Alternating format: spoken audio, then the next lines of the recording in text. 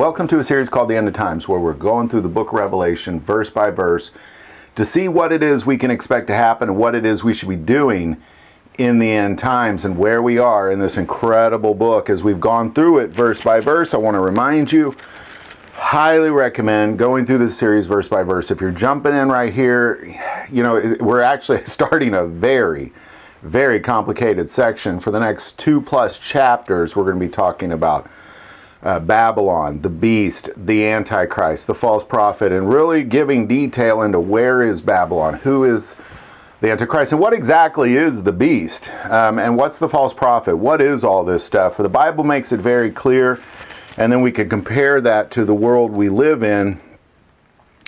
But you can't just jump in here. You will get something out of this, but I recommend you go back and watch the other ones. Now I want to say first and foremost that the revelation of Jesus Christ is the revealing of the true King of heaven and of earth, the true King, the revealing of his kingdom on the earth, the kingdom of heaven coming to earth as it is in heaven, literally on the earth, on this earth, not some other earth, but this earth, for 1,000 years of reign. And there's obviously, Satan is trying his hardest to stop that. And this section that we're getting into is really, it's heartbreaking. It's heartbreaking, it's complicated, and as far as the timeline where we are is we just finished the seventh bowl of judgment. So as far as the timeline, we're at the very end. We're at the very end of the 3.5 years. Jesus is coming back. The next thing is he comes back. But here, there's a pause in the story at the beginning of 17, just like we saw before. There's a pause in the story. So at the seventh trumpet, the story paused, and we were shown some things. Now we're at the seventh bowl, and there's a pause, and we're shown some things for 2 chapters. So we're just going to pick it up right there where we left off, the incredible journey we're about to be on over the next few weeks, looking at our world through the eyes of God, looking at Babylon and the harlot. So we're just picking up right there where we left off. Revelation 17, starting verse 1. Then one of the 7 angels who had the 7 bowls came and talked with me, saying, "Come, I will show you the judgment of the great harlot who sits on many waters, with whom the kings of the earth committed fornication, and the inhabitants of the earth were made drunk with the wine of her fornication." Now we're going to stop there because, again, this thing we're entering into goes on for over 2 chapters. So we're going to have to break it down a little bit by little bit. But we're introduced to this harlot. And ultimately, let's kind of go back and just look at the details of what it is that's taking place in these 2 verses.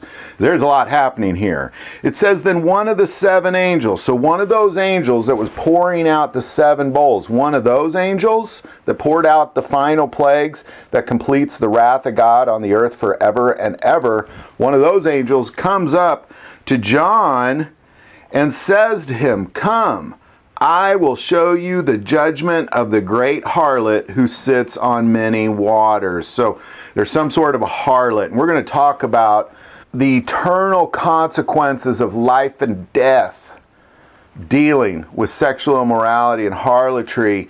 As we look at Proverbs here at the end, so there's a judgment, and this harlot sits on many waters. So this is not just some harlot over there, some harlot over there. This is a big deal. This is the harlot of all harlots. And then it says, with whom the kings of the earth committed fornication. Let's pause there for a second, because let's break down what it is, the kings of the earth. Let's talk about this for a second. It says, this word kings is basileus, which is a king, a ruler, an emperor, or just some sort of sovereign entity. Or a sovereign, somebody who has sovereignty over a land, that kind of thing. So it could be, it doesn't have to be a king. It's just a ruler is really all that is. But it says that they were sexually immoral, where it says the kings of the earth committed fornication. This word here is aporneia, which is they were sexually immoral. The kings of the earth were aporneia. They were sexually immoral with her, with the harlot.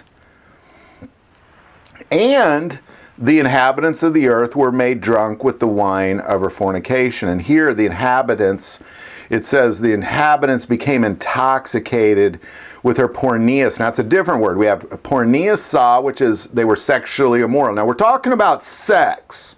specifically. They were sexually immoral with the harlot. And beyond that, the inhabitants of the earth. Now let's talk about the inhabitants of the earth. Now, first of all, this term inhabitants is all nations. It's races, tribes, tongues, ethne. It's the inhabitants of the earth, all races. Everybody became intoxicated with her porneus, which means sexual whoredom. So the inhabitants of the earth, all the inhabitants of the earth, well, not all, but races, because we're going to see here, there's clearly some who are escaping this judgment. There's some who will escape this, because the harlot has a severe, the harlot's about to get destroyed. The harlot is Babylon, and God has a lot of wrath and judgment to pass on Babylon. But what we're seeing here is the kings, or the rulers of the earth, were sexually immoral with her, and the inhabitants, all races, tongues, tribes, were intoxicated with her sexual whoredom. We're talking about sex, people. We see this again in Revelation 18. I hate to jump ahead, but we kind of see this same description of this harlot, but they add another piece to it real quick. So we're just going to jump ahead. We're not going to go far ahead because we're just going to take a look at this. We go to Revelation 8:3. It says, "For all the nations have drunk of the wine of the wrath of her fornication." So here we are again. "The kings of the earth have committed fornication with her, and the merchants of the earth have become rich through her abundance of her luxuries." What we have here is we have a harlot, Babylon. This is a geographic location. And what's taking place here is the rulers of the earth were sexually immoral with her, and we've seen a lot of that taking place lately. The inhabitants of the earth have become intoxicated in her porneus, or sexual whoredom. We're clearly talking about pornography, the sex slave trade, prostitution, adultery, rape. I mean, we're talking, and this is what the inhabitants of the earth are busy doing probably right now. Probably today, most of the inhabitants of the earth will engage in one of those activities I just said. Today they will, not they have in the past. Today, most of the inhabitants of the earth will embrace sexual whoredom at some point today. But in addition to that, the merchants of the earth have grown rich with the abundance of it. So they're selling, like, nobody buys more crap than the whore, the harlot, or the citizens of Babylon. It's really just disgusting what this is. But you know what? Proverbs gives us a lot of warnings about this, because I want to talk about the harlot. Babylon's called a harlot for many reasons. It's a whore. It's a sexual whoredom. And I don't even like that word whore, but that's what the description of these words are, is their sexual whoredom. They're committing sexual immoralities with her. It's all about sex, people. And sex has severe spiritual consequences when it's in a whoredom, harlotry kind of a way, not a sexually moral way. And I just want to take a second and talk about the sexual moralities of the harlot or of Babylon through the Word of God. Not my own observations, but what does the Word of God say? We're going to go to Proverbs 7, and we're just going to pick it up in verse 6. "For at the window of my house I looked through my lattice, and I saw among the simple, I perceived among the youths, a young man devoid of understanding, passing along the street near her corner. And he took the path to her house in the twilight, in the evening, in the black and the dark night. And there was a woman met him with the attire of a harlot and a crafty heart. She was loud and rebellious. Her feet would not stay at home. At times she was outside, at times she was in the open square, lurking in every corner." Sounds like Porneus to me. "So she caught him and kissed him. And with an impudent face, she said to him, 'I have peace offerings with me. Today I have paid my vows, so I came out to meet you, diligently to seek your face, and I have found you.'"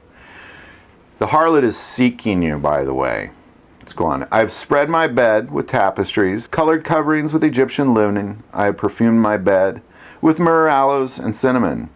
So there's the temptation that's enticing you to come into this harlot. 18. "Come, let us take our fill of love until morning. Let us delight ourselves with love, for my husband is not home. He has gone on a long journey. He has taken a bag of money with him and will come home on the appointed time."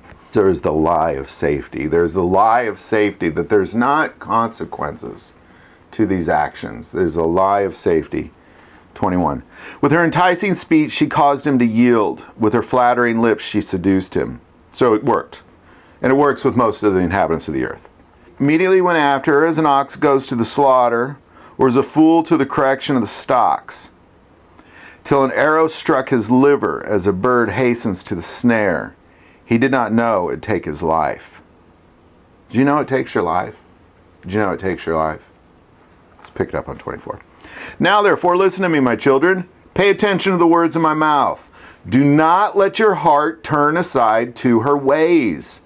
Do not stray into her paths. For she has cast down many wounded, and all who were slain by her were strong men. Her house is the way to hell, ascending to the chambers of death.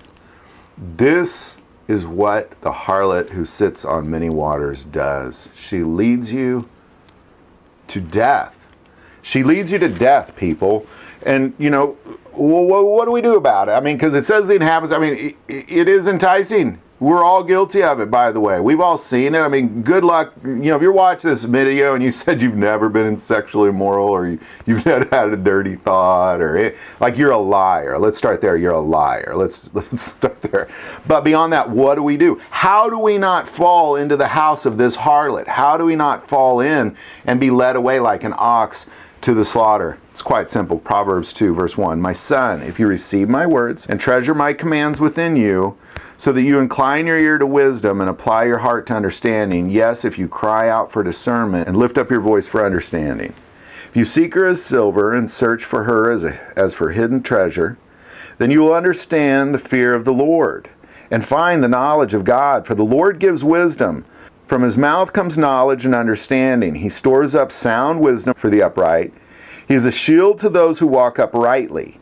He guards the paths of justice and preserves the way of his saints.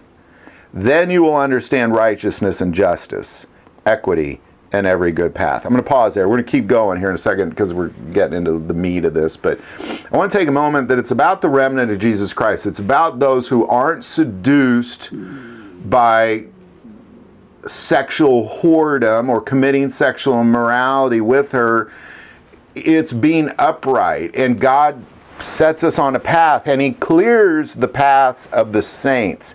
And this sexual immorality, by the way, is leading to a war of the slaughter of the saints. It's sexual immorality causes the murder of the saints of God. And that's why this is so incredibly important, because it is sex that leads to world domination, that leads most of the inhabitants of the world to follow the beast, become part of the beast system, worship the Antichrist, take the sign of the Antichrist, because they were sexually immoral and they could not escape their sexual desires. Let's keep going. When wisdom enters your heart, knowledge is pleasant to your soul, discretion will preserve you, understanding will keep you, to deliver you from the way of evil, from the man who speaks perverse things. There's a lot of that, ladies and gentlemen. From those who leave the paths of upright to walk in the way of darkness, who rejoice in doing evil and delight in the perversity of the wicked, whose ways are crooked and who are devious in their paths, to deliver you from the immoral woman, from the seductress who flatters with her words, who forsakes the companions of her youth and forgets the covenant of her God. For her house leads down to death, and her paths to the dead. None who go to her return. I'm going to repeat that. None who go to her return, nor do they regain the path of life. So you may walk in the way of goodness and keep to the paths of righteousness. For the upright will dwell in the land, and the blameless will remain in it. But the wicked will be cut off from the earth, and the unfaithful will be uprooted from it. Ladies and gentlemen, if you're scared about taking the mark of the beast, or you're scared about who's the Antichrist, or this politician's him, or that politician's him, you really want to escape that, and you really want to enter into the kingdom of heaven and be a part of the remnant of Jesus Christ and the saints, it starts, both those paths, the paths to death and the paths to righteousness, both lead with sexual immorality. Sexual whoredom and committing sexual immorality with the harlot will lead you to death. And it is only the upright that, when you're a saint, God makes it clear. He sets you on a path. He makes that path clear. And the other path, it leads to death. And he's not going to stop you, ladies and gentlemen. He's not going to stop you from committing sexual immorality. But you have to know it leads to death. So let's go back and take another look at those few verses as we read it again. And I'm going to kind of throw in what the words actually mean here as well. Then one of the 7 angels who had the 7 bowls came and talked with me, saying to me, "Come, I will show you the judgment of the great harlot who sits on many waters, with whom the rulers of the earth were sexually immoral, and all races, tribes, and tongues of the earth were intoxicated with her sexual whoredom." Ladies and gentlemen, this is how it all begins, and obviously we're right in the middle of that. I mean, again, most of the inhabitants of the earth, they're going to do this at some point today.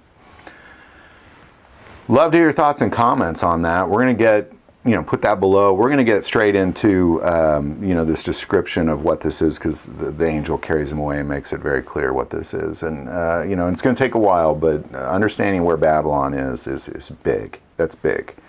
The revelation of the Antichrist is revealed in its time, and the revealing of the beast all takes place in 2 chapters. It's incredible. So stick with us, and put your comments below. If you like this video, click like and subscribe. Feel called to support this channel with Patreon. That link is also below. But the most important part of this channel, we take prayer requests. Never hesitate to send that in. Thank you for watching this episode of God, Family, and Guns. And as always, love God, love your family, and love guns.